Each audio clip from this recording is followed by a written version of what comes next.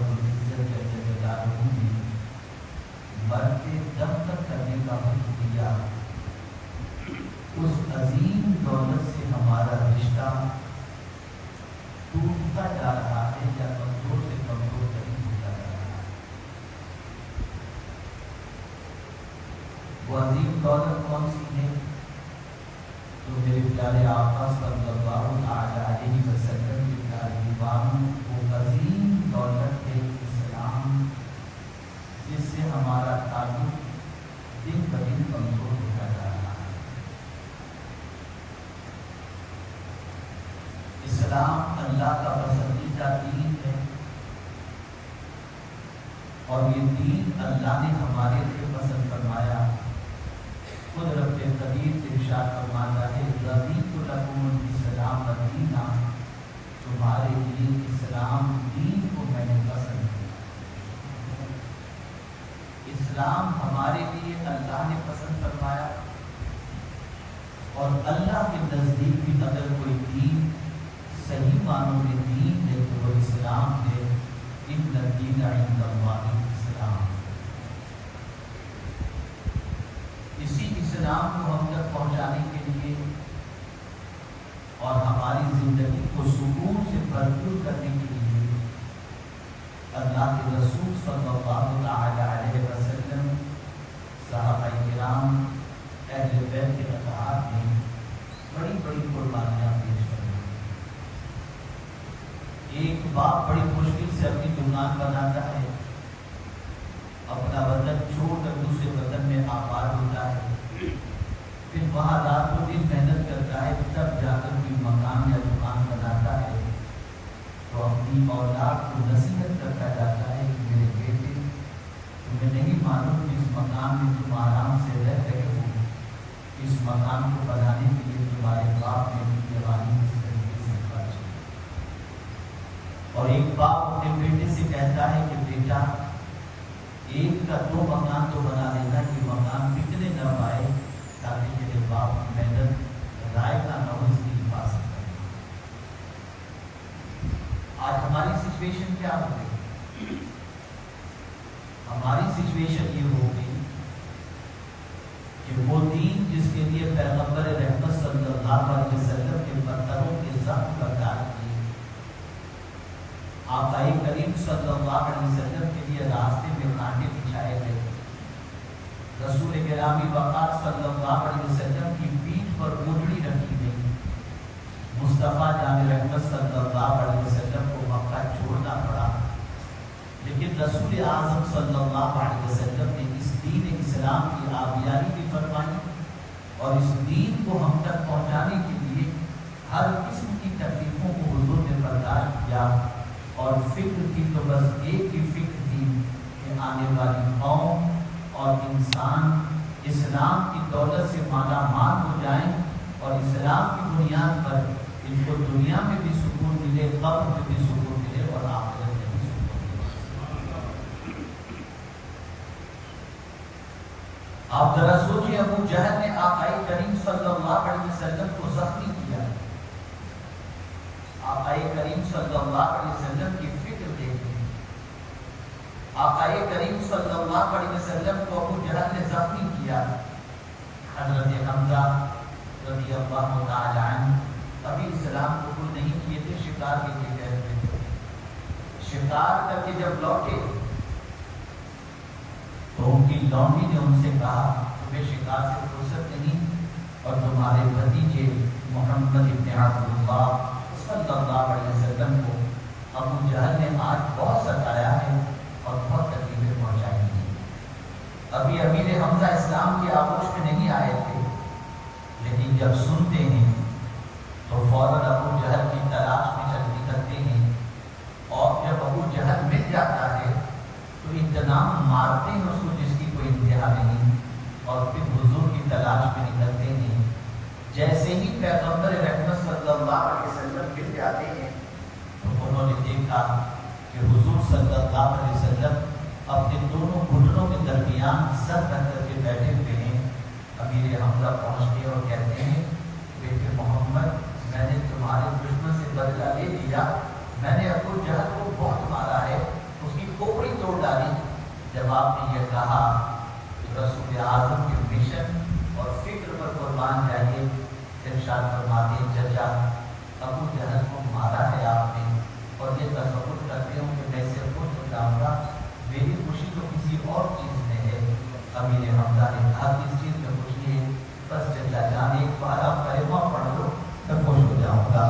بس امیر حمزہ نے فوراً کلمہ پڑھا اور مصطفیٰ پیارے صلی اللہ علیہ وسلم پر ایمان لے آئے۔ آپ اندازہ لگائیں، سب سے بڑی خوشی یہ تھی اسلام، اسلام اور اسلام۔ آپ ذرا دیکھیں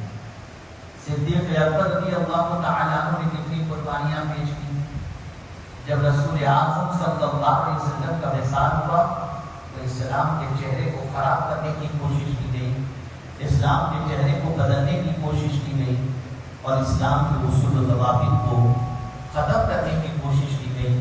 ان سیدنا صدیق اکبر رضی اللہ تعالیٰ عنہ نے ایسی سچویشن کے اندر اصل اسلام کی حفاظت کے لیے سب کچھ قربان کیا اور اسلام کی حفاظت انہوں نے فرمائی۔ اسی کے ساتھ فاروق اعظم، اسی کے ساتھ حضرت عثمان غنی اور اسی کے ساتھ مولا علی کرم اللہ تعالی وجہہ الکریم نے اسلام کی کشتی کو کنارے پر لگانے کے لیے اور ہم تک اسلام پہنچانے کے لیے انہوں نے بڑی قربانی دی۔ کیا وجہ تھی امام حسین کو یزید کے ساتھ جنگ کرنے؟ اگر امام حسین یزید کے ہاتھ میں ہاتھ دے دیتے تو نہ علی اکبر شہید ہوتے نہ علی اصغر شہید ہوتے، لیکن صرف ایک ہی چیز تھی، وہ اسلام جو رسول اعظم صلی اللہ تعالی علیہ وسلم نے ہمیں عطا فرمایا ہے، وہ اصل اسلام لوگوں تک پہنچے۔ یزید خلافت کے منصب پر فائز ہونے کا دعویٰ کر رہا ہے، لیکن یزید کی زندگی سے اسلام چھلکتا نہیں ہے۔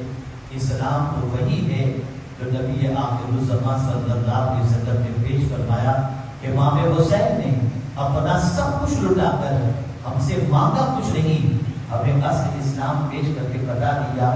اسلام وہی ہے جو کربلا کے تاجدار نے عطا فرمایا۔ آج اگر مسجد کے مینار سے اذان ہو رہی ہے، شراب سے نفرت ہو رہی ہے، زنا سے ہمارے دل میں قدورت ہے، زنا کے سلسلے میں ہمارے دل میں نفرت پیدا ہو رہی ہے، تو یہ صدقہ ہے امام حسین رضی اللہ عنہ۔ جس اسلام کو ہم تک پہنچانے کے لیے ہمارے بزرگوں نے قربانیاں پیش کی، صحابہ نے قربانیاں پیش کی، خود سلطان الہند غریب نواز علیہ رحمۃ اللہ رضوان ہندوستان کی سرزمین پر تشریف لائے، قوم کا ویلکم کرنے والا کوئی نہیں۔ کیوں آئے تھے؟ حضور نے بھیجا تھا۔ آج اگر آپ اجمیر کی دھرتی پر پہنچ کر خواجہ کا محل تلاش کریں تو آپ کو نہیں ملے گا۔ کیا بنایا انہوں نے، کیا کیا انہوں نے؟ میرے خواجہ غریب نواز علیہ رحمۃ اللہ رضوان نے 90 لاکھ لوگوں کے سینوں میں اسلام کی شمع سب کو فکر تھی اسلام کی، سب نے قربانیاں دی اسلام کے لیے، اور آج اسی اسلام کو ہم سسکتا ہوا اپنی زندگی میں دیکھ رہے ہیں اور ہمیں اسلام کے بارے میں کوئی فکر نہیں۔ ہمارا فاصلہ اسلام سے کتنا بڑھ گیا، ہم نے اسلام کو اپنے سے کتنا دور رکھنے کی کوشش کی۔ تو میں آپ کو مختصر بتا دوں اور شاید کہ کوئی اس کا انکار کر سکے، آج کی پوزیشن مسلمانوں کی یہ ہے، مولانا بس 5 وقت نماز پڑھ لیتے کافی ہے، بہت زیادہ ڈیپ پہ جانے کی ضرورت ہے۔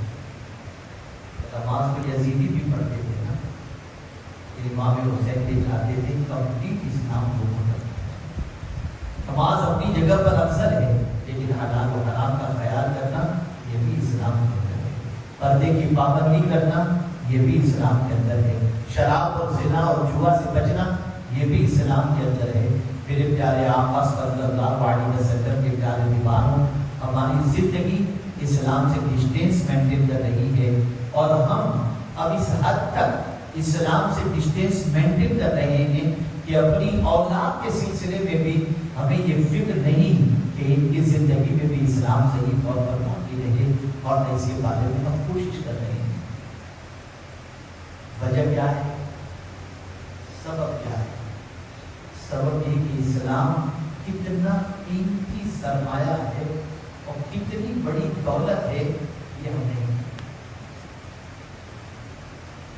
ہم نے پاؤنڈ، ڈالر، ریال انہیں کو سب کچھ سمجھایا کہ یہی سب سے بڑی دولت ہے۔ نہیں، سب سے بڑی دولت اسلام، بہت بڑی دولت، اتنی بڑی دولت ہے کہ قرآن کہتا ہے یوم لا ینفع مال ولا بنون، قیامت کے دن مال بھی نفع نہیں پہنچائے گا، بیٹے بھی نفع نہیں پہنچائیں گے، لیکن میرے پیارے آقا صلی اللہ علیہ وسلم کے پیارے دیوانوں، یہی اسلام قیامت میں بھی نفع پہنچائے گا۔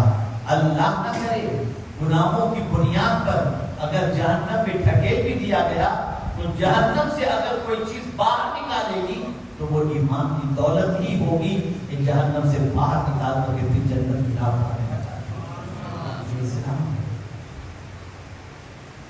آج ہمارا تعلق اسلام سے بہت کمزور ہو گیا. مولانا بسم اللہ پڑھ کے کچھ بھی کھا لیا. یہ ہماری سچویشن ہو گئی. اور اگر کہا جائے تو مولانا بہت کی فکر دے دیں گے آپ کو یہ سب باتیں نہ سناؤں. میں آپ سے عرض کرنا چاہتا ہوں کیا وجہ ہے کہ آج دولت ہونے کے باوجود بھی انسان کی زندگی میں سکون نہیں؟ کیا وجہ ہے کہ انسان آج اطمینان کی زندگی نہیں گزار پا رہا؟ کیا وجہ ہے کہ ٹینشن آج انسان کی سب سے بڑی بیماری بن گئی ہے؟ دولت بھی ہے، بنگلہ بھی ہے، سارے انتظامات ہیں، لیکن اگر زندگی میں کوئی چیز نہیں ہے تو وہ سکون نہیں ہے. ایک واقعہ آپ کے سامنے صدیق اکبر کا پیش کروں تاکہ اسلام کا حسن آپ کے سامنے بے نقاب ہو جائے. اللہ اکبر. سکون کیسے ملا کرتا ہے تاکہ آپ سمجھ سکیں. میرے پیارے آقا صلی اللہ علیہ وسلم کے پیارے دیوانوں، جب رسول گرامی وقار صلی اللہ علیہ وسلم کا وصال ہوا اور سیدنا صدیق اکبر رضی اللہ تعالیٰ عنہ خلافت کے منصب پر فائز ہوئے تو آپ جانتے ہیں سیدنا صدیق اکبر رضی اللہ تعالیٰ عنہ خلافت کے منصب پر فائز ہونے سے پہلے اپنے گھر کی گلی کی 2 بچیاں تھیں جن کی بکری کا دودھ دو کر ان بچیوں کو دے دیا کرتے تھے. وہ بچیاں دودھ دھونا نہیں جانتی تھی. جب خلافت کے منصب پر فائز ہوئے اور اسی گلی سے جب گزرے تو بچیوں نے کہا اب تو ابو بکر خلیفۃ المسلمین ہو چکے ہیں، امیر المؤمنین ہو چکے ہیں، اب بھی ہماری بکری کا دودھ دو کر کے کیسے دیں گے؟ صدیق اکبر رک جاتے ہیں، ارشاد فرماتے ہیں امیر المؤمنین تو آج بناؤ غلام مصطفیٰ تو ایسے سے. اے بچیوں آج بھی اسی طرح سے تمہاری بکریوں کا دودھ دو کر کے میں دوں گا جس طریقے سے خلافت کے منصب پر فائز ہونے سے پہلے کیا. یہ اسلام. آج ہمارے پاس کچھ آ جائے تو ہم سلام کرنے سے جھجک محسوس کرتے ہیں. میں بڑا ہوں چھوٹے کو سلام کروں، میں سیٹ ہوں نوکر کو سلام کروں، میں شوہر اور بیوی کو سلام کروں. سب سے بڑے تو انسانوں میں مدینے کے تاجدار ہیں، لیکن مدینے کے بچے کہتے ہیں کہ کبھی حضور نے پہلے سلام کرنے کا ہمیں موقع نہیں دیا، جب بھی گزرتے تو حضور ہی ہم کو پہلے سلام کرتے. وہ رسول اعظم جن کا ایک قدم فرش پر اور دوسرا قدم عرش پر ہوتا، وہ رسول اعظم چھوٹوں کو سلام کیا کرتے تھے، چھوٹوں پر شفقت کیا کرتے تھے. اب غرور کے اندر آتے ہیں، ہم گھمنڈ کے اندر آتے ہیں، ہم نے وہ راستہ اختیار کرنا شروع کر دیا جو راستہ اسلام کا راستہ نہیں. ہمیں اپنی سوچ کو، اور یہی وجہ ہے اس کا سب سے بڑا نقصان ہمارے ساتھ یہ ہو رہا ہے کہ سب کچھ ہوتے ہوئے دل رک گئے، سب کچھ ہوتے ہوئے دل میں سکون نہیں. صدیق اکبر کی زندگی دیکھیے آپ. خلافت کے منصب پر فائز ہوئے، ویری نیکسٹ ڈے کپڑے کا پوٹلا کاندھے پہ لیتے ہیں، بازار میں نکل جاتے ہیں. امیر المؤمنین فاروق اعظم نے دیکھا، فرمایا آپ کیا کر رہے ہو؟ آپ امیر المؤمنین ہیں، اگر اس طرح سے آپ تجارت میں لگے رہیں گے تو دین کا کام کیسے ہوگا؟ خلافت کی ذمہ داریاں کیسے پوری کی جائیں گی؟ چلیے آپ کو عبید بن جراح کے پاس چلتے ہیں اور چل کر کے آپ کا روزینہ مقرر کر دیتے ہیں. پھر گئے اور ایک نارمل انسان کی لائف کے لیے کتنی رقم کی ضرورت ہوتی ہے اتنی رقم کا تعین کیا گیا صدیق اکبر رضی اللہ تعالیٰ عنہ کے لیے، اور صدیق اکبر امور خلافت پر انجام دینے لگے. آپ جانتے ہیں بیٹھتے ہی انہوں نے ایک رجسٹر تیار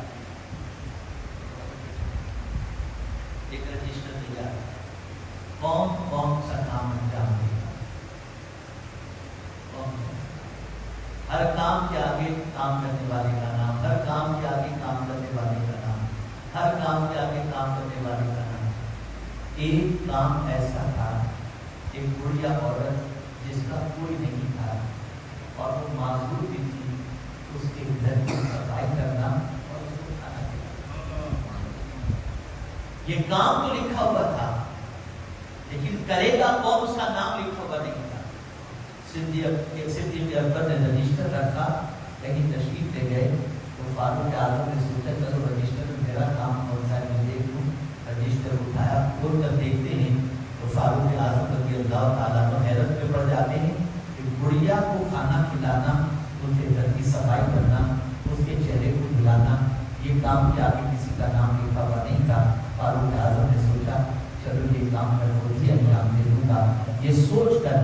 فاروق اعظم رضی اللہ تعالی عنہ دوسرے روز اس بڑھیا کے گھر کی طرف فجر کے بعد پہنچتے ہیں. جیسے ہی پہنچتے ہیں بڑھیا کے گھر پہنچنے کے بعد بڑھیا کو دیکھا آپ نے, کہا مائی کھانا کھا لو. اتنا کہنا تھا کہ بڑھیا کہتی میں تو کھا چکی. کہا تمہارے گھر کی صفائی کا وہ بھی ہو گئی. تو کہا کس نے کیا تھا؟ نہیں معلوم. کہ بندہ زمانے سے آتا ہے, میرے گھر کو صاف بھی کر دیتا ہے, مجھے کھلا کر چلا بھی جاتا ہے. فاروق اعظم نے سوچا کہ پتہ نہیں وہ کون ہوگا.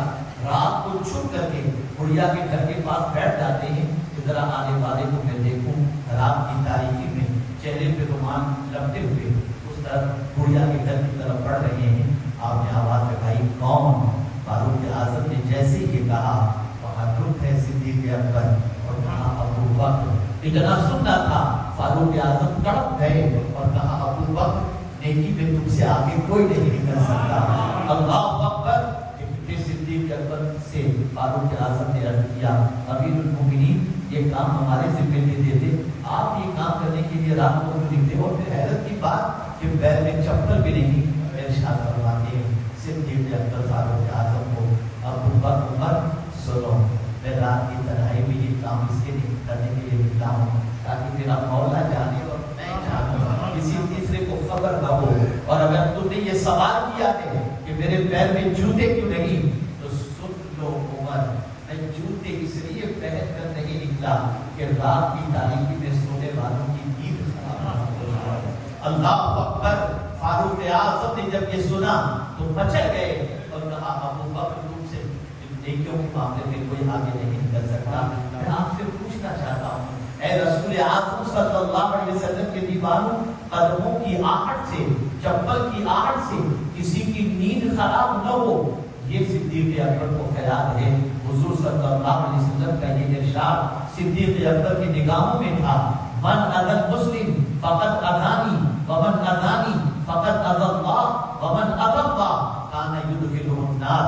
سرکار صلی اللہ علیہ وسلم فرماتے ہیں جس نے کسی مسلمان کو تکلیف پہنچائی اس نے مجھے تکلیف پہنچائی, اور جس نے مجھے تکلیف پہنچائی اس نے اللہ کو اذیت پہنچائی, اور جس نے اللہ کو اذیت پہنچائی اس کا ٹھکانہ جہنم ہے. میرے پیارے آقا صلی اللہ علیہ وسلم کے پیارے دیوانوں, عشق کے معاملے میں بھی صدیق اکبر کی زندگی کو آپ دیکھیں تو آپ کی عقل دنگ رہ جائے گی. ایسے عاشق رسول تھے, ایسے عاشق رسول تھے کہ میں کیا بتاؤں. اللہ اکبر. حضرت محبوب الہی حضرت نظام الدین اولیاء رحمۃ اللہ تعالی علیہ فرماتے ہیں کہ حضرت صدیق اکبر کا معمول تھا سرکار صلی اللہ علیہ وسلم کے گھر کے دروازے کے کھلنے سے پہلے صدیق اکبر حضور کی چوکھٹ پر بیٹھ جاتے تھے, اور جب دروازہ کھلتا تھا حضور کی نظر سب سے پہلے ابو بکر پر پڑتی. سرکار فرماتے ابو بکر اتنی صبح کو آ کر بیٹھ گئے, کہا حضور رات بڑی مشکل سے آپ کے دیدار کے بغیر کٹتی ہے, صبح اس لیے آ کر کے بیٹھ گیا کہ سب سے پہلے مصطفیٰ کے جلوے کو دیکھ کر اپنی آنکھوں کو ٹھنڈا. اگر آج ہم ان کے ایام مناتے ہیں, یاد صدیق اکبر ہو, یاد فاروق اعظم ہو, یاد عثمان غنی ہو, یا یاد مولا علی ہو, یا یاد خواجہ غریب نواز ہو, یا یاد غوث اعظم ہو, یا یاد امام علی مقام ہو, یہ سب اس لیے منائی جاتی ہے تاکہ ان کے راستے پر چلنے کا جذبہ بنے. یہ نہیں کہ ان کے نام پہ ساری بریانی کھا لیں, نہیں, ان کے راستے پر چلیں. انہوں نے کس لیے قربانیاں پیش کی, وہ ہمیں کس حال میں دیکھنا چاہتے تھے, وہ ہماری زندگی میں کیا دیکھنا چاہتے تھے. یاد رکھیں اور اچھی طریقے سے یاد رکھیں, اللہ اپنے نیک بندوں کے دل سے جو اسلام کو فالو کرتے ہیں, دین پر عمل کرتے ہیں, سب سے پہلے ان کے دل سے اللہ تعالیٰ خوف کو نکال دیتا ہے, غم کو نکال دیتا ہے, اور جہاں خوف رخصت ہوا وہاں سکون آ جاتا ہے. اس لیے اللہ والے پیوند والے کپڑے پہن کر جتنے سکون سے نظر آتے تھے, آج محل میں رہنے والا آدمی اتنا سکون سے نظر نہیں آتا. وجہ سب سے بڑی یہ ہے کہ وہ اللہ کے قانون کے پابند تھے, اللہ کے رسول کے قانون کے پابند تھے. کیا ہماری سوچ آج یہ ہے کہ اسلام بھلے بھولے, کیا ہم اسلام کے لیے کچھ کر رہے ہیں, کیا اسلام کو دوسروں تک پہنچانے کے لیے جد و جہد کر رہے ہیں, کیا اسلام پر پریکٹس کرنے کے لیے ہم کوشش کر رہے ہیں, کیا ہمارا وقت رات کو اس سوچ پہ گزرتا ہے کہ کہ کل ہماری نسلوں تک اسلام اچھی طریقے سے پہنچ جائے اور ہماری قوم ہماری نسلیں جیے تو اسلام پر اور مرے تو اسلام پر. کبھی یہ فکر ہمارے دامن کی نہیں وہ بھی کچھ لوگوں کے دلوں میں مانتے ہیں کہ ہمارے دل میں تو یہ بس کھاؤ پیو دنیا بناؤ چلے گا بس. یاد رکھو اور اچھی طریقے سے یاد رکھو. آقا کریم صلی اللہ علیہ وسلم فرماتے ہیں لا تزول قدم ابن آدم حتى يسأل عن خمس عن عمره فيما أفنى وعن شبابه فيما أبلى وعن ماله من أين اكتسبه وفيما أنفقه وما عمل فيما علم أو كما قال. قیامت کے دن ہوگا. آج دیواریں نظر آتی ہیں, آج پہاڑ نظر آتا ہے, آج مکانات نظر آتے ہیں. قیامت کے دن سب ایک دم زمین, کوئی صرف زمین ہی چھپی ہوگی, کوئی دیوار نہیں, کوئی مکان نہیں, کوئی پہاڑ نہیں, خالی زمین. سورج سوا نیزے پر ہوگا. آدمی اپنے پسینے میں ڈوب رہا ہوگا. جب حضور نے پسینے میں ڈوبنے کے بعد اور یہ جب ارشاد فرمایا جس طرح سے ماں کے پیٹ سے بچہ ننگا پیدا ہوتا ہے ایسے ہی قبر سے بھی بندہ نکلے گا اور میدان محشر میں ہوگا تو بالکل ماں کا بنا ہی ہوگا. ایسی کوئی لباس مگر اس کو نہیں سنیں. تو حضور نے یہ فرمایا تو المؤمنین حضرت عائشہ صدیقہ رضی اللہ عنہا نے عرض کیا تو حضور قیامت کے دن مرد عورت کو دیکھیں گے اور مرد کو بہت شرمندگی کی بات ہے. اب حضور کا جواب سنا عائشہ قیامت میں کسی کی نظر کسی پر اٹھے ہی نہیں اور کوئی پسینے میں اتنا ڈوب رہا ہوگا کہ ڈوبنا لگا رہا, کوئی پسینے میں گردن تک ڈوبا ہوا ہوگا. کسی کو دیکھنے کی ہمت ہی نہیں ہوگی. سب اپنے اپنے میں پڑے گے. تانبے کی زمین ہوگی.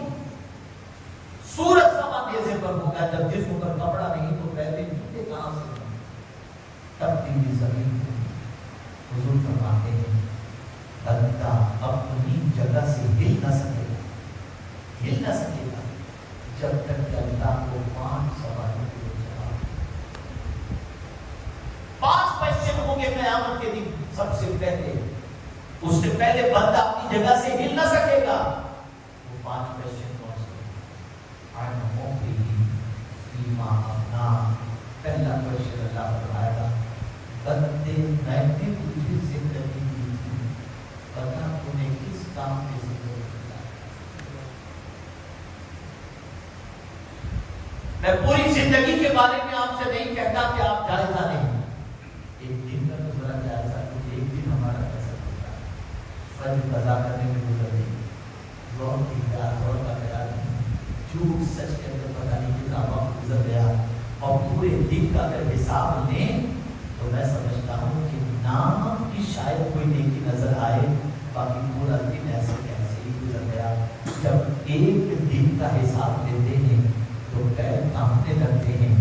جب مولا پوری زندگی کا حساب مانگے گا مجھے پتہ نہیں کیا. اللہ فرماتے آپ اللہ معمر ما یتذکر فی, کیا ہم نے تم کو زندگی نہیں دی تھی پھر بھی تم نے نصیحت حاصل نہیں. کون دینے والا ہے زندگی؟ یہ ہاتھ اللہ نے دی, یہ زبان اللہ نے دی, یہ آنکھیں اللہ نے دی, یہ کھانے کے لیے پیٹ اللہ نے دیا. سب کچھ اللہ کا دیا ہوا ہے. رزق وہ دے رہا, زندگی وہ دے رہا, عزت وہ دے رہا ہے.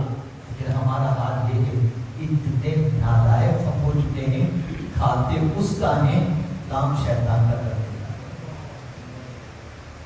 جب قیامت میں اللہ پوچھے گا اپنی عمر کس کام میں گزاری, ہے جواب ہمارے پاس, ہے کوئی تیاری اس کے سلسلے میں؟ کیا کیا ہے ہم نے اپنی زندگی میں؟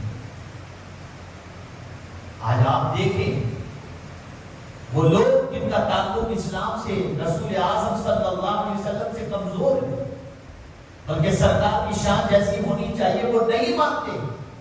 وہ لوگ تو اپنے لوگوں کے اندر بدعقیدگی کو بٹھانے کے لیے نہ دانت دیکھتے ہیں نہ دل دیکھتے ہیں, زندگی ختم کر کے چل رہے ہیں. اور ہم سنی مسلمان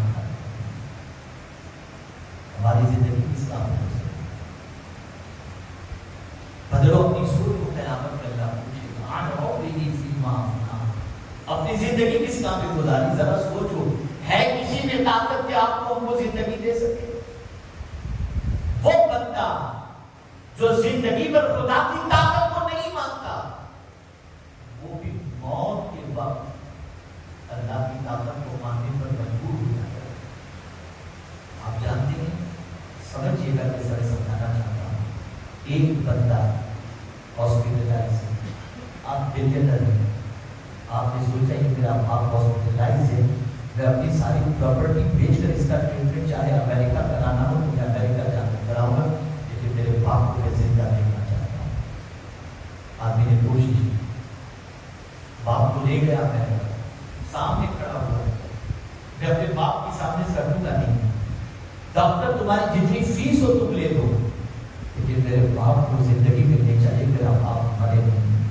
ڈاکٹر بھی سامنے کھڑا ہے، پیشنٹ 24 گھنٹے کی ڈیوٹی، الگ الگ باری باری ڈاکٹرز کی ڈیوٹی، نرس کی ڈیوٹی، رشتے دار کھڑے ہیں، سب کھڑے ہیں، بندہ لیٹا ہوا ہے بستر کے اوپر، قرآن کیا کہتا ہے؟ اللہ ارشاد فرماتا ہے فلولا اذا بلغت الحلقوم وانتم حينئذ تنظرون ونحن اقرب اليه منكم ولكن لا تبصرون۔ اللہ فرماتا ہے جب حلق میں روح اٹکتی ہے تو تم بھی بندے کے سامنے موجود ہو، دیکھ رہے ہو، وانتم حينئذ تنظرون، تم دیکھ رہے ہو، اس پیشنٹ کو دیکھ رہے ہو، اتنے قریب تم ہو کہ اس کو دیکھ رہے ہو، کہ اللہ فرماتا ہے ونحن اقرب الیہ منکم ولکن لا تبصرون، میں تم سے بھی زیادہ اس بندے کے قریب ہوں کہ تم مجھے دیکھ نہیں سکتے۔ تم نے ایفرٹ لگا دی میرا باپ مرے نہیں، ڈاکٹر کو تم نے کھڑا کر دیا، پیسوں کا انبار تم نے لگا دیا، بے پناہ تم خرچ کر رہے ہو، تم یہ چاہتے ہو کہ تمہارا باپ بچ جائے، آج تک تو تم میری طاقت کے سامنے سرنڈر نہیں ہوئے، آؤ میں تمہیں چیلنج کرتا ہوں، فلولا ان کنتم غیر مدینین ترجعونها ان کنتم صادقین۔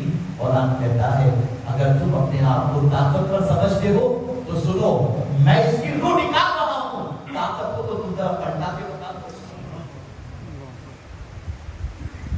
ہے کسی کے ساتھ، ہے کسی کے ہزار کاوشیں کوئی کر لے، لیکن اللہ جب کسی انسان کی روح کے قبض کرنے کا فیصلہ فرما دیتا ہے تو دنیا کی کوئی طاقت موت کی گرفت سے اسے بچا نہیں سکتی۔ تو پہلا سوال ہوگا وہ بھی فیما افلا، اپنی عمر اسلام میں گزاری، وان شبابہ فیما افلا، آپ سے میں آپ کی عمر کے بارے میں پوچھوں کہ آپ کی عمر کتنی ہے؟ آپ نے یہ 60 سال، تو 60 سال میں آپ کا بچپنا بھی آ گیا، جوانی بھی آ گئی، ایسا تو ہے نہیں کہ اس 60 سال سے جوانی آپ کی الگ ہو گئی، لیکن یہاں سیکنڈ کوشچن کیا جائے گا وان شبابہ فیما افلا، بندے اپنی جوانی کو کس کام میں گزاری؟ مولا عمر کے اندر تو جوانی کی آ جاتی ہے، تو جواب نہیں، جوانی میں ہم نے تمہیں ایکسٹرا طاقت عطا کی، اس لیے بتاؤ اس طاقت کا استعمال تمہیں کس کام میں؟ وہ طاقت جو جوانی میں عطا کرتا ہے یہ عیاشی کے لیے نہیں ہے، اللہ کی بندگی کے لیے ہے، دین کے کام کے لیے ہے، رسول اعظم کی محبت کا چراغ روشن کرنے کے لیے۔ یہی وجہ ہے جوانی میں اگر بندہ عبادت کرتا ہے، جوانی میں بندہ ریاضت کرتا ہے، جوانی میں بندہ دین کی دعوت کا کام کرتا ہے، جوانی میں بندہ تلاوت قرآن مقدس کرتا ہے، جوانی میں بندہ رات کو تہجد پڑھتا ہے، اور جوانی میں بندہ مخلوق خدا کی خدمت کرتا ہے، جب وہ بوڑھا ہوتا ہے اس کے ہاتھ پیر میں طاقت نہیں ہوتی کہ نماز کھڑے رہ کر کے پڑھ سکے، تلاوت کر سکے، لیکن وہ بڑھاپے میں بڑی مشکل سے فرض ادا کر پاتا ہے اور بستر پر لیٹا رہتا ہے، مولا فرشتوں سے فرماتا ہے میرے فرشتوں، میرا یہ بندہ جو آج بڑھاپے میں بستر پر لیٹا ہوا ہے، ذرا بتاؤ جوانی میں کیا کرتا تھا؟ فرشتے جواب دیں گے مولا یہ جوانی میں تیری عبادت کرتا، تلاوت کرتا، مخلوق خدا کی خدمت کرتا، رب کی رحمت کو پیار آئے گا، ارشاد فرمائے گا میرے فرشتوں یہ بندہ آج بڑھاپے میں میں نے اس کو بستر پر ڈال دیا ہے، آج بڑھاپے میں بھلے بستر پر لیٹا رہے لیکن اس کے نام آقا میں جوانی کی نیک کیا جوانی دیوانی ہوا کرتی ہے۔ جوانی عیاشی کے لیے نہیں، جوانی اللہ کی بندگی کے لیے، جوانی مخلوق خدا کی خدمت کے لیے ہے، جوانی دین کو دوسروں تک پہنچانے کے لیے ہے، اللہ عز و جل کی اطاعت کے لیے ہے۔ اے رسول اعظم صلی اللہ علیہ وسلم کے دیوانوں، پھر تیسرا سوال ہوگا وَعَمَّا لِهِ من أين اكتسب، مال تم نے کہاں سے کمایا؟ ہر طریقے سے کمانے کی اجازت نہیں ہے، کیسے کمایا یہ کوشچن ہوگا، اور صرف یہی کوشچن نہیں ہوگا وَفِيمَا أَنفَقَ، اور کہاں تم نے خرچ کیا؟ اس لیے کہ یاد رکھیں قرآن کا فرمان ہے اور وہ کیا ہے اللہ یبسط الرزق لمن یشاء ویقدر، اللہ جس کی چاہتا ہے روزی کشادہ کر دیتا ہے اور جس کی چاہتا ہے روزی کم کر دیتا ہے، روزی دینے والی ذات اللہ۔ تو جب ایک بندہ ایک مہینے کے لیے ایمپلائی رکھے اور اس ایمپلائی کو سیلری دے تو اس سے ایک ایک ٹائم کا حساب لیتا ہے، جو مولا ہمیں کروڑوں اربوں دے گا وہ ہم سے مال کا حساب نہیں لیتا۔ میں نے دیا میرے بندے، کہاں تم نے خرچ کیا، کیسے کمایا تم نے؟ اور پھر پانچواں سوال ہوگا جو کچھ جانتے تھے تم اس پر تم نے کتنا عمل کیا۔ یہ 5 کویسچن قیامت میں جب تک کہ بندہ جواب نہیں دے گا ان کویسچن کا وہ اپنی جگہ سے ہل نہ سکے گا۔ اے رسول اعظم صلی اللہ علیہ وسلم کے دیوانوں، کبھی ہم نے اس کی تیاری کی یا اپنے بچوں کو ایگزام سے پہلے دینی مدرسے سے اٹھا لیتے ہیں؟ مولانا ایگزام آ گیا، بچے مدرسے میں نہیں آئے گا۔ ٹیوشن پڑھانے کے لیے اگر بچے کو قرآن پڑھانے امام صاحب آتے ہیں مولانا چھٹی کر دو، میرا بچہ ایگزام کی تیاری کر رہا ہے۔ مجھے یاد نہیں ہے کہ کوئی مسلمان ماں باپ ایسے بھی ہوں جو اپنے بچے کی مدرسے کے امتحان کے لیے اسکول کی پڑھائی کو چھٹی دے دیتے ہوں۔ نہیں، کوئی ماں باپ ایسا نہیں ملے گا آپ کو جو اپنے بچے کو مدرسے کا ایگزام ہو تو اسکول کی 2-3 دن کی چھٹی لگوا دے کہ چلو میرے بچے کو مدرسے کا ایگزام دینا ہے۔ ہم نے خود دین کو اور دین لے کر چلنے والوں کو اتنا کمزور بنا کر کے رکھا ہے جس کی وجہ سے دین آج اٹھ نہیں پاتا۔ آپ مجھے بتاؤ،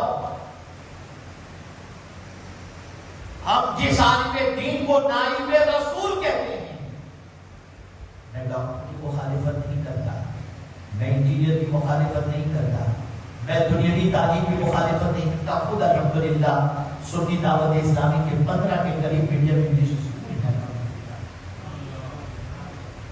اور ہماری اسکول کا رزلٹ الحمدللہ رب العالمین ہمیشہ 100% SSC کا رزلٹ آتا ہے اللہ کے فضل و کرم سے۔ لیکن آپ سے پوچھنا چاہتا ہوں، اگر کوئی ڈاکٹر بھی انجینئر بھی تو بھی تعلیم دلا، میرا بیٹا خود ڈاکٹر ہے، لیکن ایک سوال میں آپ سے پوچھتا ہوں، ایک ڈاکٹر کسی قبرستان میں جا کر فاتحہ پڑھ لے، اس کے مقابلے میں صرف ایک آدمی دین قبرستان کے قریب سے گزر گیا، قبرستان جا کر فاتحہ نہیں، قبرستان کے قریب سے گزر جائے، حضور فرماتے ہیں قبر والوں سے 40 دن کے لیے اللہ عذاب اٹھا دیتا ہے۔ اور آج اس کی عادت کو ٹکے ٹکے کے لیے آدمی کرواتا ہے، اس کی سیلری سے لے کر کے ہر چیز کا جائزہ لیا جائے تو یہی تصور رہتا ہے کہ ہمارا امام سائیکل پر گھومے، پھٹے کپڑے پہنے، اچھے پہن یا مولانا کوئی بکرا پھنس جائے۔ جو قوم اپنے رہنماؤں کو حقیر دیکھنا چاہے، اللہ اس قوم کو کبھی عزت نہیں دیتا، اس قوم کو حقیر دیتا۔ اپنے دین کی قدر چھوڑ دی، اپنے علم کی قدر چھوڑ دی، اپنے دین کو پرائیورٹی نہیں دی۔ آج ہم نے جتنا ضروری دنیاوی تعلیم کو قرار دیا ہے اتنا ضروری اسلامی تعلیم کو کو ڈاکٹر بنا دیں، لیکن نماز جنازہ کی دعا اگر آپ کے بچے کو یاد نہیں تو آپ کے جنازے کے وقت دوسرے تو مغفرت کی دعا کر رہے ہوں گے، بیٹا کنارے کھڑے ہو کر تسبیح پڑھ رہا ہوگا، اس لیے کہ اسے دعا ہی نہیں مانگی، اس کی فکر کی کبھی آپ نے، کبھی اس کے بارے میں آپ نے غور کیا، کبھی اس کے بارے میں سوچنے کی کوشش کی؟ وینڈا کی سرزمین ساؤتھ افریقہ کی وہ سرزمین ہے جہاں پر اللہ نے ہمارے بھائیوں کو بہت خوشحال رکھا ہے۔ اس دنیا کے اندر سب کچھ دنیا ہی نہیں ہے، اکثر کہا کرتا ہوں آپ نے بہت بڑا بنگلو بنا دیا، اچھی چیز ہے، کشادہ کر کے اللہ کے رسول کے فرمان کے مطابق اللہ کی بہت بڑی نعمت ہے، کشادہ اچھی سواری بھی حضور نے فرمایا بہت اچھی چیز ہے، آپ مرضی سے کر گھومیے اور سویل لے کر کے گھومیے، پوش لے کر کے سب کچھ بنگلے بنائیں گے۔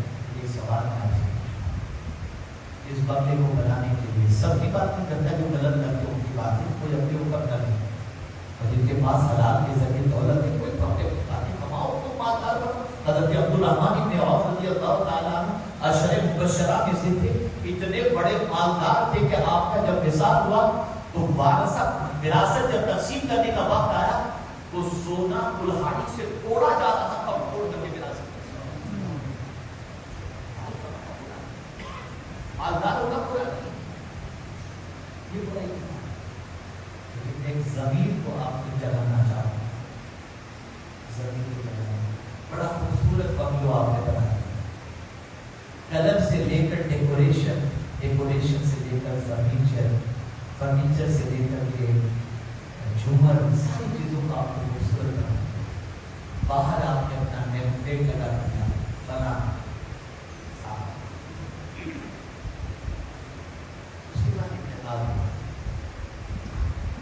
جس بنگلوں کو بنانے میں پوری زندگی آپ نے خرچ کر دی، ادھر جسم سے روح کا رشتہ ٹوٹا تو بیٹا لوگوں سے کہے گا باپ کی نیم پلیٹ کو ہٹا دو، اس لیے کہ اب تو میرا باپ رہا نہیں، اس کی جگہ پر میرا نام لگا دو۔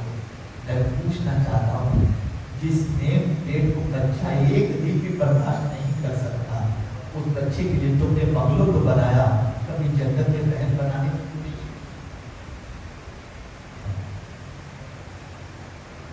دہتے میں شوروں کی طرف بچے پڑھ رہے ہیں، ہمیں اس کی کوئی فکر نہیں، ہمارے بچے اس راستے کے مسافر بن رہے ہیں جس راستے پر چلنے کے بعد جہنم کے دہتے شوروں کا ایندھن بن جائیں، لیکن ہمیں اس کی فکر نہیں، ہم اپنے کام میں لگے ہوئے ہیں، بچے اپنی جوانی کی مستی میں لگے ہوئے ہیں، بہت صبر کی ضرورت ہے، بہت صبر کی ضرورت ہے۔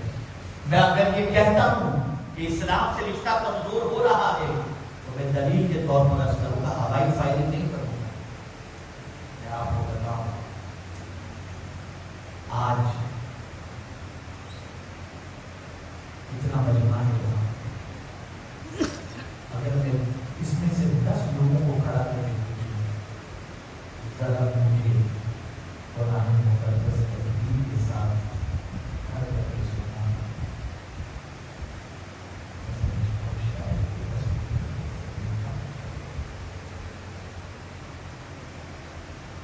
اگر میں کسی سے پوچھ لوں نماز کے فرائض کتنے ہیں، شرائط کتنے ہیں،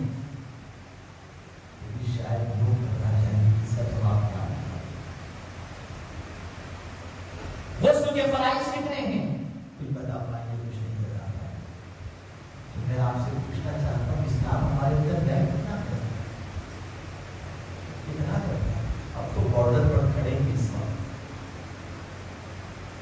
ایک زمانہ تھا کہ گناہ کو گناہ سمجھا جاتا تھا اور آج گناہ کو ضرورت سمجھا جاتا ہے۔ آج آدمی کہتے ہیں مولانا اس کے بغیر چلے گا نہیں۔ کل تک جو باپ اپنی بچی کو کوئی قید دے کے وہ گوارا نہیں کرتا تھا، آج پوری دنیا نے ایسا ماحول کریٹ کر دیا ہے کہ بیفور میرج لڑکی اور لڑکی دونوں نظر آتے ہیں، پیرنٹ جانتے ہیں، سپورٹ کرتے ہیں، سارا معاملہ چل رہا ہے، اس کو ہونا نہیں سکتا ہے۔ آج کے دور کی ضرورت انڈرسٹینڈنگ کر رہے ہیں، ہمیں اسلام سے ہٹایا جا رہا ہے، ہماری زندگی سے سکون چھینا جا رہا ہے۔ ہمارا تعلق اپنے مذہب سے ختم کیا جا رہا ہے. جس اسلام کو ہم تک پہنچانے کے لیے رسول گرامی وفات صلی اللہ علیہ وسلم سے لے کر امام حسین تک اور امام حسین سے لے کر غوث اعظم اور نواز تک جنہوں نے سب کچھ بتایا، آج اس اسلام کی حفاظت کرنا اپنی زندگی میں اسے قائم کرنا یہ ہماری سب سے بڑی ذمہ داری ہے. آپ جانتے ہیں کیوں سکون نہیں ہے ہماری زندگی؟ اچھی طرح سے سنیں، بہت اچھی طریقے سے سنیں.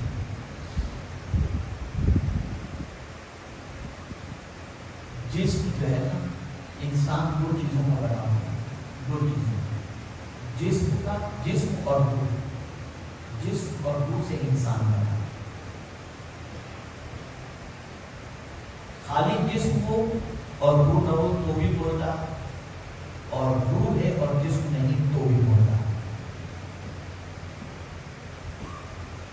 جسم کی غذا الگ ہے، روح کی غذا الگ ہے. جسم کا بیمار ہونا الگ ہے، روح کا بیمار ہونا الگ ہے. روح جب مطمئن ہوتی ہے اور تندرست ہوتی ہے تو جسم کو سکون ملتا ہے، اور روح جب بیمار ہوتی ہے تو اٹھا کٹھا جسم بھی کیوں نہ ہو آدمی کو سکون نہیں. جسم بیمار ہو تو پتہ چل جاتا ہے، منہ کڑوا ہو گیا، اندر بخار، سر میں درد ہے، پتہ چل گیا جسم بیمار ہے. پیر کام رہے ہیں کمزوری، جسم بیمار ہے. ناک بہہ رہی ہے، سردی ہو گئی ہے، جسم بیمار ہے. آنکھوں سے کلیئر نظر نہیں آتا، جسم بیمار ہے، آنکھوں کی روشنی کم ہو گئی. سنائی نہیں دیتا، جسم بیمار ہے، سماعت کمزور ہو گئی. تو جسم بیمار ہوتا ہے، پتہ چل جاتا ہے کہ اس سے بھی زیادہ آپ کو پتہ لگانے کی یہ کوشش کرنی پڑتی ہے کہ بخار آیا تو چلو ٹیسٹ کراؤ، ملیریا کا ہے، کا ہے. ہم بلڈ ٹیسٹ کرواتے ہیں اور اس میں ہماری بیماری سامنے آ جاتی ہے، ہم فوراً ٹریٹمنٹ کراتے ہیں. تندرست ہو گئے، روانہ بھی ہیلتھ بھی، جسم سے روح نکل گئی. آنکھ کے کان کے ہاتھ کے نام بدل گیا، میت کو دفن کر دیا. روح کے بغیر جسم کی کوئی حیثیت نہیں. روح کے بغیر توجہ چاہتا ہوں، فائنل ٹچ پوائنٹ پر میں آ رہا ہے. روح کے بغیر جسم کی کوئی اہمیت نہیں، کوئی اہمیت نہیں. روح سے جسم سے روح نکلی، نام بدل گیا. مردے کو دفن کرو، لے جاؤ جلدی سے، بدل کر پہنچا تو نہیں پہنچا. پتا چلا اصل جسم نہیں، اصل روح. اس لیے کہ ایک باپ 80 سال کا 90 سال کا ہو کر بھی بستر پر پڑا ہے تو بھی لگتا ہے کہ باپ کا سارا موجود ہے. ایک عورت کا شوہر ہزارہ بیماری کے باوجود بستر پر موجود ہے تو بھی وہ کہتی ہے کہ میرا اللہ کرم فرما دے، مجھے اس کا کانٹا نصیب ہو، میرا جیتے چیز میرا سبحان نہ اجڑے. وہ بیوی کا دام، بیوہ ہونے کا دام اپنے سر پر لینا نہیں چاہتی. اس لیے کمزور بھلے کہ وہ آدمی لیکن جسم پہ روح پہنچے. روح اصل ہے. اللہ یہ میں آپ کو سمجھا ہوں. جسم بیمار ہوتا ہے تو پتہ چل جاتا ہے. بخار آیا، منہ کڑوا ہو گیا، پتہ چلا کہ جسم بیمار ہے. کبھی آپ نہیں جانے کی کوشش کی روح بیمار ہے، کبھی جانے کی کوشش کی اب سب کی روح بیمار ہے. کیسے پتہ چلا کہ روح بیمار ہے؟ جب قرآن سننا اچھا نہ لگے سمجھ لو روح بیمار ہے. جب نماز پڑھنے میں دل نہ لگے سمجھ لینا روح بیمار ہے. جب قرآن و حدیث کی باتیں دل پر بوجھ بننے لگے سمجھ لو کہ روح بیمار ہے. جب سجدہ کرنا بھاری پڑ جائے وجود پر سمجھ لینا روح بیمار ہے. جب اللہ کے رسول پر درود و سلام پڑھنا گرا گزرے سمجھ لو روح بیمار ہے. جب اللہ اس کے رسول کے ارشاد پر عمل کرنا تکلیف محسوس ہو سمجھ لینا کہ روح بیمار ہے. اور یاد رکھنا جب یہ ساری چیزیں ہماری زندگی میں ایزی بن جائیں تو آدمی چٹائی پر بھی سوئے گا تو اللہ کو سکون کی دولت سے مالا مال بنا. یاد رکھیں مجھے ایک کوشچن امیگریشن آفیسر جو میرا مرید ہے وہ اتفاق سے میں فلائٹ میں بیٹھنے جا رہا تھا تو اس نے جو ہے وہ اسٹاف سے کہا کہ بھائی کچھ پیسے سے اور باقی جب آ جائیں تو آگے میں کو ذرا دینا مجھے جب بات کر رہی اس نے مجھ سے ایک کوشچن کیا تھا 11ویں شریف کا مہینہ تھا. اس نے کہا حضرت مجھے یہ بتائیے میری کبھی ڈیوٹی رات کی رہتی ہے کبھی ڈیوٹی دن کی رہتی ہے تو رات جاگنا میرا بڑا ڈیفیکلٹ ہو. تو حضرت میں یہ جاننا چاہتا ہوں کہ غوث پاک 40 سال تک شادی سے فرض کی نماز انہوں نے ادا کی تو وہ 40 سال تک سوئے نہیں تو ان کو تھکان نہیں لگتی.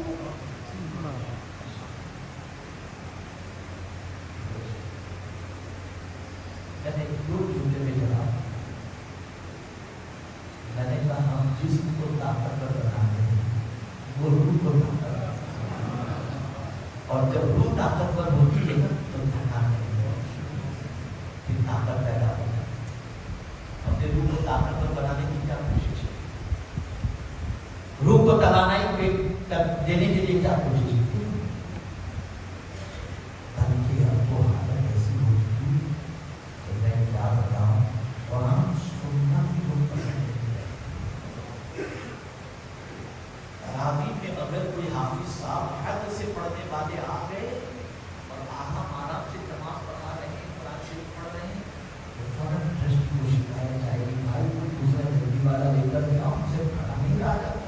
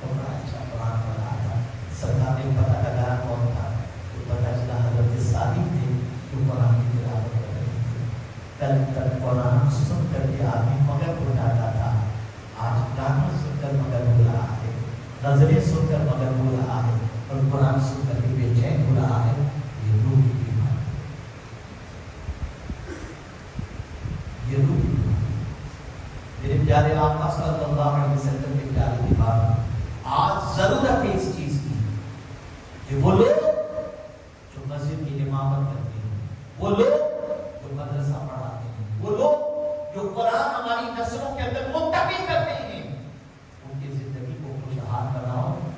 یاد رکھیں آقا کریم صلی اللہ علیہ وسلم نے فرمایا کل بروز قیامت آدمی کو جنت کی دروازے پر روک دیا جنت کی دکان تو جاؤ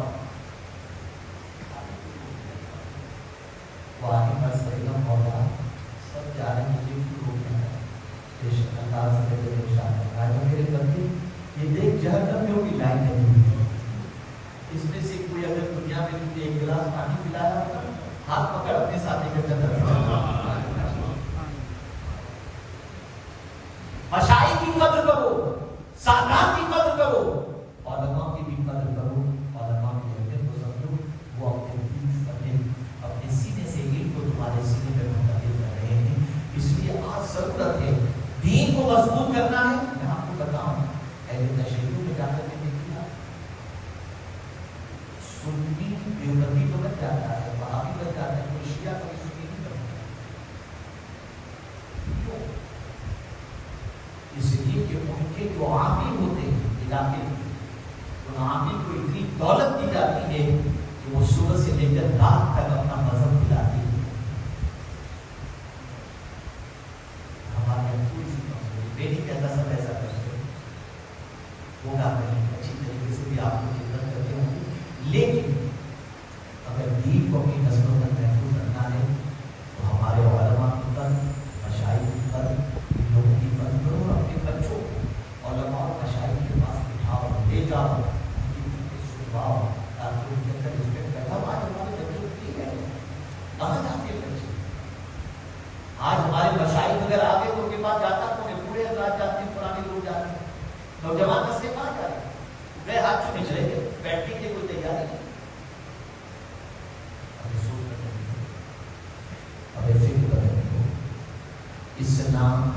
زندہ دیکھنا ہے تو رسول اعظم نے فرمایا العلم حیات الاسلام، علم اسلام کی زندگی ہے۔ محنت کرو، مشقت کرو۔ جن لوگوں نے اپنا خون جگر دیا، اپنی اولاد قربان کی اسلام کو ہم تک پہنچانے کے لیے، اور اسلام کو چھوٹی دولت مت سمجھو، یہ اتنی بڑی دولت ہے کہ دنیا کا تمہارے پاس اربوں روپیہ ہو، جنت نہیں حاصل کر سکتے اگر ایمان نہیں ہے تو، لیکن اگر ایمان اور اسلام تمہارے پاس موجود ہے تو اللہ اس کے بدلے میں ہمیشہ کی جنت تمہیں عطا فرمائے۔ اس سرمایہ کی حفاظت کرو، اس کی قدر کرو۔ اور ایک اور بات اس پر بتا، گناہ سے رشتہ توڑ، رشتہ توڑ، گناہ سے رشتہ توڑ۔ یہ مت سوچو کہ گناہ کروں گا تو مجھے مزہ آئے، مت سوچو۔ گناہ میں لذت ہے، عزت ہے۔ اور ایک بات یاد رکھنا کہ کرنا پسند ہے، گناہ اکیلے میں کرو یا لوگوں کے سامنے کرو یا چھپ کرو۔ گناہ کا سب سے پہلا نقصان کیا ہوتا ہے؟ گناہ کرنے والا سب سے پہلے اپنی نظر سے گر جاتا ہے اور پھر خدا کی نظر سے گر جاتا ہے۔ کبھی ایسا نہیں ہوا کہ انسان گناہ کرے اور اس کی طبیعت میں ہلچل نہ رہے۔ اس لیے گناہ چھپ کر کے کرتا ہے، چھپ کر گناہ کرتا ہے، دکھا کر گناہ نہیں۔ گناہ سے انسان بزدل بن جاتا ہے، گناہ سے انسان کمزور بن جاتا ہے۔ اے رسول اعظم صلی اللہ علیہ وسلم کی دیواروں بہت محنت کی ضرورت ہے، بہت مشقت کی ضرورت ہے۔ اگر کس لوگوں تک اسلام پہنچانے کے لیے پوری دنیا ہر جگہ پر ایسا پہرا دکھا چکی ہے کہ آپ جہاں جاؤ وہاں برائی آپ کا استقبال کریں، جہاں جاؤ وہاں گناہ آپ کا استقبال کریں۔ آپ اسلام سے پھسل جاؤ، اس کی پوری تیاریاں پوری دنیا نے کر لی ہیں۔ کیا یہ سچ نہیں کہ وہ دانشگاہیں، وہ اسکول، وہ کالج جہاں پڑھتے بچے کو انسان بنانے کے لیے پوچھتے ہیں کہ علم حاصل کر کے بچہ انسان بن جائے، وہاں پر سیکس کا ایجوکیشن کمپلسری قرار دیا گیا۔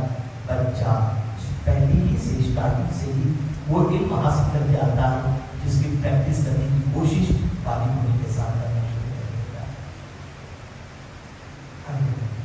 یوٹیوب پر آپ ٹی وی پروگرام دیکھ رہے ہو، فوراً ٹی وی چلا جائے، آپ کہیں سے پاک نہ رہ سکتے، آپ کی سوچ پاک نہ رہ سکتے۔ ایسی جب سچویشن بن گئی ہے تو امام حسین کے چاہنے والوں کی ذمہ داری نہیں ہے کہ وہ دین کی حفاظت اور دین کے فروغ کے لیے کوشش کریں۔ اداروں کو مضبوط کرو، تعلیم خانے بناؤ، اسکول بناؤ، مدارس بناؤ، مکاتب قائم کرو، ہاسپٹل بناؤ۔ ان ساری چیزوں کے